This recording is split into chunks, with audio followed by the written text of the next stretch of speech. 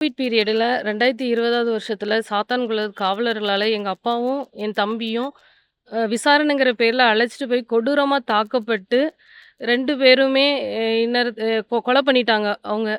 நாங்க வந்து எங்க அப்பாவையும், என் தம்பியும் இழந்து என் குடும்பமே அனாதையா இந்த நேரத்துல நாங்க நிக்கிறோம். 5 கொலை செய்யப்பட்டு 5 ஆண்டு காலங்கள் ஆயிடுச்சு.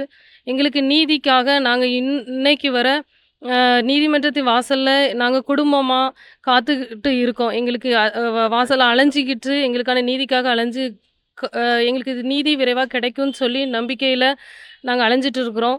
இன்னைக்கு பார்த்தீங்கன்னா, வழக்கானது கடைசி கட்டத்துக்கு இப்பொழுது வந்துச்சு. எல்லா சாட்சிகளும் விசாரணை முடிஞ்சிச்சு. சிபிஐயும் அவங்களுடைய ஆவணங்கள் எல்லாத்தையும் கோர்ட்ல சப்மிட் பண்ணிட்டாங்க. இன்னைக்கு நடந்த ட்ரையல்ல வந்து நீதிபதி அவர்கள் வந்து குற்றம் சாட்டப்பட்ட காவலர்களிடத்தில வந்து கேள்வி எழுப்புனாங்க. அதுக்கு குற்றம் சாட்டப்பட்ட காவலர்கள் வந்து மறுப்பு தெரிவிச்சு, இன்னைக்கு மறுப்பு தெரிவிச்சிருக்கிறாங்க. அ இதே நீதிமன்றத்தில முறையான நீதிபதிகள் நியமிக்கப்பட்டு இருந்திருந்தா, இந்த நேரத்தில எங்களுக்கான நீதி வழங்கப்பட்டிருக்கணும். 5 ஆண்டு காலங்கள் நாங்கள் இதற்காக அலையிறோம். அ எங்களுக்கான நீதி இன்னும் ஒரு 3 மாத காலங்கத்தில எங்களுக்கு நீதிமன்றத்தில கிடைக்கும்னு சொல்லி நாங்க நீதிமன்றத்த தான் நம்பியிருக்கோம். வேற எந்த ஒரு நம்பிக்கையுமே எங்களுக்கு இல்ல. நீதிமன்றத்த தான் நம்பி இருக்கிறோம். இன்னொரு 3 மாதத்தில எங்களுக்கான நீதிய வழங்கணும்னு கேட்டுக்கொள்கிறோம். அது ஏன்னா ரொம்ப மனவேதனை. எங்க அப்பாவையும், என் தம்பியும் இழந்து ஒரு ஒரு ஒரு நல்ல ஒரு விஷயங்களோ, எந்த ஒரு இதுக்கும் எங்களால போக முடியாத அளவுக்கு மிகுந்த மனவேதனையோட இருக்கிறோம்.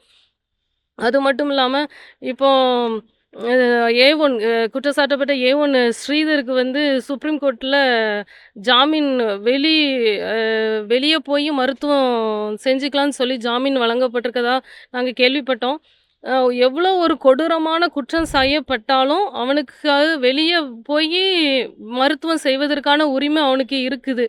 என் தம்பிய வந்து எங்க அப்பாவையும் வந்து அ அவ்வளவு கொடூரமா இதே இந்த ஸ்ரீதர் இவன் என்னுடைய தூண்டுதலின் பேரில மற்ற காவலர்கள் எல்லாம் அடிச்சு, அவங்க எங்க அப்பாவும், என் தம்பியும் அலர்ற சத்தத்த கேட்டு ரசிச்ச அந்த ஸ்ரீதர் அவங்க என் அப்பா மேலயும், என் தம்பி மேலயும் இரக்கம் காமிக்கல. எங்க அப்பா, எங்க தம்பி மேல எந்த குற்றம் கூட இல்ல. அவங்க மேல இரக்கம் காமிச்சு, அதுல ஒரு 10% அவன் இரக்கம் காமிச்சு, அதுல ஒரு ஹாஸ்பிட்டல்ல அவங்கள அட்மிட் பண்ணியிருந்தா கூட, இந்நேரத்துல எங்க அப்பாவும், என் தம்பியும் நாங்க இழந்திருக்க மாட்டோம். இப்படி அனாத மாதிரி தெருவுல நிக்கிற ஃபீலிங்ல அவ்வளோ ஒரு வேதனையான விஷயமா இருக்குது. ஆனா, அவனுக்கு இரக்கம் பாராட்டி அவனுக்கு ட்ரீட்மெண்ட் பண்ண உரிமை வழங்கியிருக்காங்க. அந்த ட்ரீட்மெண்ட்ட என் தம்பிக்கும், எங்க அப்பாக்கும் யாரும் வழங்கல. இவங்க ஒ எ எ நாங்க வந்து நீதித்துறைய தான் நம்பி இருக்கிறோம். வேற எந்த சோர்ஸும் இல்ல. அது மட்டும் இல்லாம, இன்னைக்கு வர எல்லா தமிழ் சொந்தங்கள், இந்தியா அளவுல உள்ள எல்லா சமூக ஆர்வலர்கள் வந்து எங்களுக்கு இந்த இழப்புல எங்களுக்கு உறுதுணையா இருந்தாங்க. வழக்கு நடத்துறதுக்கு அவங்களுடைய ஆதரவு, ஒரு உற்சாகம் எல்லாமே எங்களுக்கு குடுத்துட்டு இன்ன வரைக்கும் இருக்கிறாங்க. அவங்க எல்லாரையுமே நாங்க நன்றி செலுத்துகிறோம். நீதி கிடைக்கும் இந்த வருடத்திலேயாவது. ஏன்னா, இன்னும் 5 மாசம் தான். ஜூன் வந்துரும். 6 வருட காலங்கள் முடிஞ்சிரும். இன்னும் எங்களுக்கு விரைவா நீதி வழங்கணும்னு சொல்லி நீதிமன்றத்தையும் கேட்டுக்கிறோம். இந்த வழக்குல சிபிஐயோட விசாரணை வந்து உங்களுக்கு எப்படி திருப்திகரமா அளிக்குதுங்கிற மாரி இருக்கா? இல்ல எப்படி பார்க்குறீங்க நீங்க? இல்ல திருப்திகரமா தான் இருக்குது. அ அதான் நீதிமன்றத்தில முறையா நீதிபதி நியமிக்கப்படாததுனால லேட் ஆயிடுச்சு. 5 ஆண்டுகள் ஆயிடுச்சு. அது மட்டும் இல்லாம நீங்க ஏ1 ஸ்ரீதர் பார்த்தீங்கன்னா, இடையில நான் அப்ரூவரா மாறுறேன். அவன் வந்து வக்கீல் அவனே அவனுக்காக வாதாடுற அப்படிப்பட்ட காரியங்கள்னால இது டிலே ஆகிக்கிட்டே வந்து 5 ஆண்டு காலங்கள் ஆயிற்று. இப்போ கூட ஹைகோர்ட்ல 3 மாதத்துக்குள்ள முடிக்கணும். மார்ச்சுக்குள்ள முடிக்கணும்னு சொல்லி டைரக்ஷன் குடுத்துருக்காங்க. நாங்க அதுக்காக அத எதிர்பார்த்து கொண்டு காத்திருக்கிறோம். சிபிஐ விசாரணை எப்படி திருப்தியா இருந்துச்சா? திருப்தியா இருக்குது. சிபிஐ விசாரணை திருப்தியா தான் இருக்குது.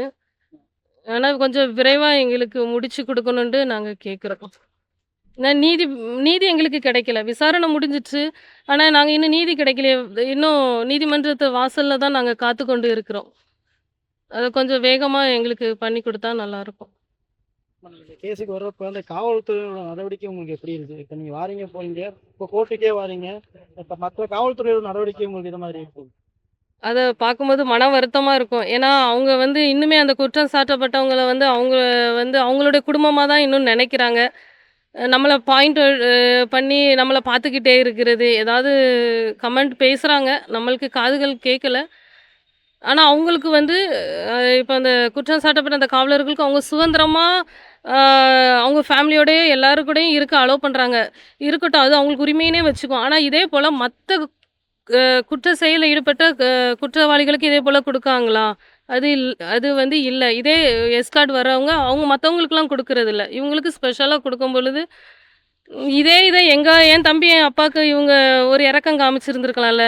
எந்த குற்றமும் எங்க அப்பாவும், என் தம்பியும் செய்யல. அநியாயமா அடிச்சு கொன்னுட்டாங்க. அது மட்டும் இல்ல, நீங்க பார்த்தீங்கன்னா, என் தம்பிய அடிச்சு அவன் ரத்தம் சொட்ட சொட்ட தரையில நீங்க ச சாட்சி சொன்னதுல இருக்கு. பேப்பர் கேலண்டர்லலாம் அவனுடைய ரத்தம் வந்து சிந்தியிருக்கு. அப்படி ரத்தம் தரையில சிந்துனத அவனுடைய துணிய கழட்டி அவன கிளீன் பண்ண வச்சிருக்கானுங்க. அப்படிப்பட்ட இரக்கமற்ற ஒரு பெரிய மிருகத்தனமா அப்படி பண்ணியிருக்காங்க. என் தம்பி எங்க அப்பாவ கூட்டிட்டு வந்து அடிச்சிட்டீங்கன்னோனே நான் வேகத்துல வந்துட்டேன். என்ன மன்னிச்சிருங்க அப்படின்லாம் சொல்லி கேட்டிருக்கான். அப்படி கூட அவனுங்க வந்து இந்த ஸ்ரீதர் அவனுடைய தூண்டுதல் தான். பாலகிருஷ்ணன அடி, என்ன சவுண்டே கேட்கல, அடிங்க அப்படின்னு சொல்லி மிருகத்தனமா அன்னைக்கு அவனுங்க நடந்துக்கிட்டாங்க. இப்போ கூட வர காவலர்களும் அத செய்யும் பொழுது, அப்போ எல்லாரும் ஒண்ணா தான் இருக்காங்களோங்கிற ஒரு எண்ணங்கள் எங்களுக்கு வருது. செய்திகளை உடனுக்குடன் தெரிந்து கொள்ள கீழ்க்கண்ட கேபிள் மற்றும் டிடிஹெச் நெட்வொர்க்குகளில் எம்நாடு செய்தி தொலைக்காட்சியை காணுங்கள். பாதகம் செய்பவரை கண்டால் நாம் பயம் கொள்ளலாகாது பாப்பா. மோதி மிதித்து விடு பாப்பா, அவர் முகத்தில் உமிழ்ந்து விடு பாப்பா. அண்மை செய்திகளை உடனுக்குடன் தெரிந்து கொள்ள இணைந்திருங்கள் எம்நாடு தொலைக்காட்சியுடன்.